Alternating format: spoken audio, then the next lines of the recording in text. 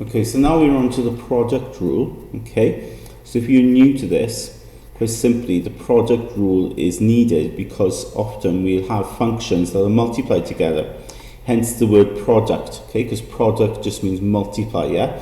So you can see here in A, we've got two functions that are going to be multiplied together, x times sine x, okay? Right, now they're attached, so they times together. So we need to see these as two separate functions multiplied together, okay? And then the product rule states this, quite simply. So if you've got two functions, we call them u and v. So u and v, you can see here, times together, okay? So if you've got a situation like that, where y is equal to the product of two functions, u and v, then to work out dy dx, you've got to use the product rule, which is here, okay? So we've got that situation here where, quite simply, u is the first function there, which is just x, and v is the second function there, which is sine x, and they times together. Okay, so we've got the situation that arises here. So what I do is I'll write them those functions out clearly here. So I'll say, look, u, the first function is equal to x, and then v, the second function, is equal to sine x.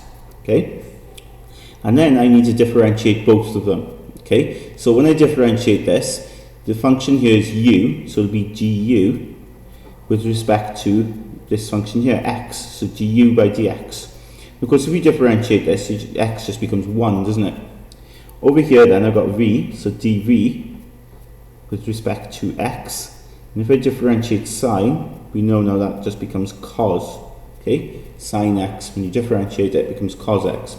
So then we use the product rule. Okay, so quite simply, the product rule, we can always write out, just to remind ourselves, dy dx is going to be, starts off with v, then du dx, plus then, and then we go to u, dv dx. Okay, and what's nice, if you sort of set it out like this, you kind of like crisscross in terms of what you multiply. So we're starting off with v, aren't we, which is sine x, okay, and you've got to times it by du dx, which is 1. So you times in v by du dx, you times in sine x by 1, okay? So I put a dot for 1, for timesing, right? So sine x dot 1, sine x times 1, plus then your u dv dx, so your u is x, your dv dx is cos x, so it's this times this.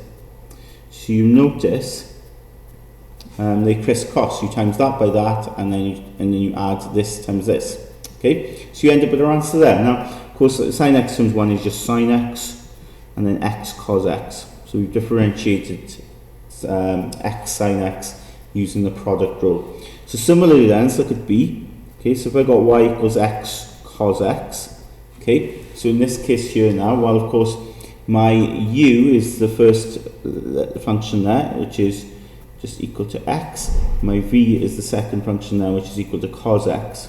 Okay, so then I'm going to do du dx. I'm going to differentiate u with respect to x, and of course when you differentiate x you get 1, and then I'm going to differentiate b, so dv dx, okay, cos x, of course remember when you differentiate it becomes minus sine x. Okay, so using the product rule, okay, well remember it now, I'll write it out again, dy dx is v du dx plus u dv dx. So you're starting off with v there, function times by du dx, so cos x times 1, plus then your u times dv dx, so the x times minus sine x. So to tidy that up then, well, cos x times 1 is just cos x times minus sine x is minus x sine x.